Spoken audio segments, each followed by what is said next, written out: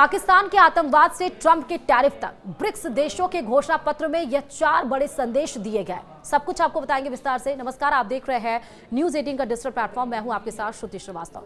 Brazil के शहर Rio de Janeiro में ब्रिक्स देशों का शिखर सम्मेलन जारी है। ऐसे में ब्रिक्स नेताओं ने एक घोषणा पत्र जारी करके सीमा पार आतंकवाद की कड़ी निंदा की।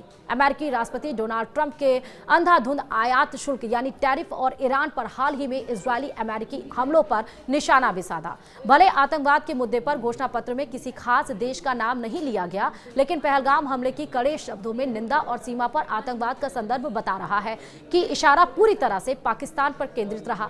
तो चलिए आपको बताते हैं कि ब्रिक्स देशों के इस रियो डी जेनेरियो घोषणा पत्र से किसे और क्या संदेश देने की कोशिश की गई।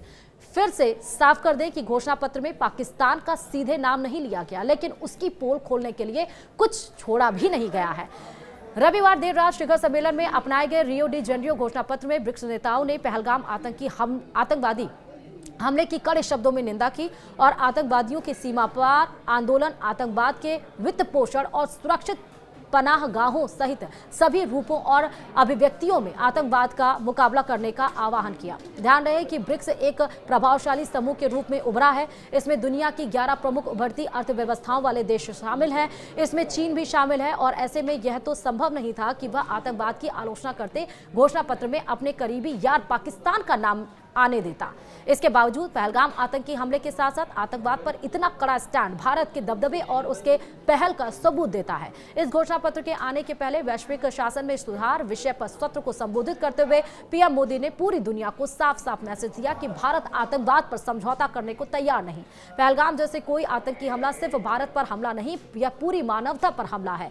ब्राजील, रूस, भारत, चीन और दक्षिण अफ्रीका सहित इन 11 उभरते देशों में दुनिया की लगभग आधी आबादी और वैश्विक आर्थिक उत्पादन का 40% हिस्सा है। भले अन्य मुद्दों पर यह गुट काफी हद तक बटा हुआ है, लेकिन अब उग्र अमेरिकी नेता और उनके टैरिफ युद्ध की बात आती है तो इन देशों को साथ आने का एक कॉमन ग्राउंड मिल जाता है। उन्होंने अपने घोषणा पत्र में अमेरिका और ट्रंप का बिना नाम लिए आलोचना की। घोषणा पत्र के अनुसार ब्रिक्स सदस्यों के एक तरफा टैरिफ में वृद्धि के बारे में गंभीर चिंता व्यक्त करते हुए कहा कि टैरिफ से वैश्विक अर्थव्यवस्था को नुकसान पहुंचाने का खतरा है। ब्राजील, भारत और सऊदी अरब जैसे अमेरिकी सहयोगियों को देखते हुए घोषणा पत्र में किसी भी बिंदु पर अमेरिका या उसके राष्ट्रपति की नाम लेकर आलोचना नहीं की गई। हालांकि ब्रिक्स के घोषणा पत्र को देखते हुए ट्रंप ने भी धमकी दी है। ट्रंप का कहना है कि जो देश ब्रिक्स की अमेरिकी विरोधी नीतियों के साथ तालमेल बैठाएंगे उन पर अतिरिक्त 10% टैरिफ लगेगा। ट्रंप ने ट्रुथ सोशल पर एक पोस्ट में कहा, ब्रिक्स की अमेरिकी विरोधी नीतियों के साथ खुद को जोड़ने वाले किसी भी देश पर अतिरिक्त 10% टैरिफ लगाया जाएगा। इस नीति में कोई अपवाद नहीं होगा। इस मामले पर आपका ध्यान देने के लिए धन्यवाद। वहीं अमेरिकी राष्ट्रपति ट्रंप एकाएक अपने फैसले से दुनिया को चौंकाने की वजह से इन दिनों ज्यादा चर्चा में रहते हैं। उन्होंने सत्ता में आने के बाद से ही एक के बाद एक ऐसे फैसले लिए जिनका असर ग्लोबल इकोनॉमी पर देखने को मिला।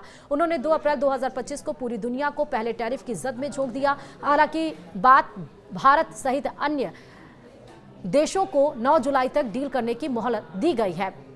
वहीं अमेरिका और भारत के बीच मिनी ट्रेड डील अपने अंतिम चरण में है। मीडिया रिपोर्ट्स की माने तो आने वाले 24 से 30 घंटों में इस पर फैसला होने की उम्मीद है। हालांकि ट्रेड डील से पहले ही ट्रंप ने फिर से एक बार ब्रिक्स देशों को टैरिफ की धमकी दी है। फिलहाल डील कब साइन होगी और कैसे पैमाने पर होगी, इस पर अभी ऑफिशियली जानकारी नहीं दी गई है।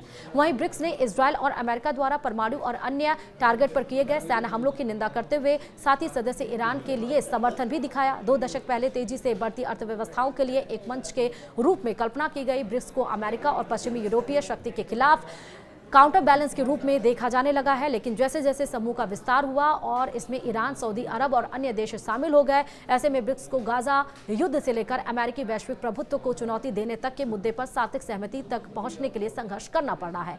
इससे एक उदाहरण से आप समझ सकते हैं, जैसे ब्रिक्स देशों ने अपने घोषणा पत्र में सामूहिक रूप से इजरायल फिलिस्तीनी संघर्ष के शांतिपूर्ण 2 राज्य समाधान का आह्वान किया। हालांकि तेहरान की लंबे समय से स्टैंड रहा है कि इजरायल का कोई हक नहीं बनता, उसे खत्म कर दिया जाना चाहिए। न्यूज एजेंसी एफएफपी की रिपोर्ट के अनुसार एक ईरानी राजनयिक सूत्र ने कहा कि उनकी सरकार ने अपनी आपत्ति को मेजबान ब्राजील को दिया था, फिर भी ईरान ने इस घोषणा पत्र की सिरे से खारिज कर दिया, बल्कि इसे अपना साइन कर दिया। इस साल के शिखर सम्मेलन का राजनीतिक प्रभाव चीन के शी जिनपिंग की अनुपस्थिति से कम माना जा रहा है। शी जिनपिंग राष्ट्रपति के रूप में अपने 12 वर्षों में पहली बार बैठक में शामिल नहीं हुए। ऐसा नहीं है कि चीनी नेता ही ऐसे बड़े नाम थे जो इस शिखर सम्मेलन से अनुपस्थित रहे। यूक्रेन में युद्ध अपराधों अपराधों के आरोपी बन चुके रूसी राष्ट्रपति व्लादिमीर पुतिन ने भी दूर रहने का विकल्प लिया और वीडियो लिंक के जरिए इसमें भाग लिया। सम्मेलन में पुतिन ने समकक्षों के साथ ही कहा कि ब्रिक्स वैश्विक शासन में एक प्रमुख खिलाड़ी बन गया है, यानी कि पाकिस्तान से लेकर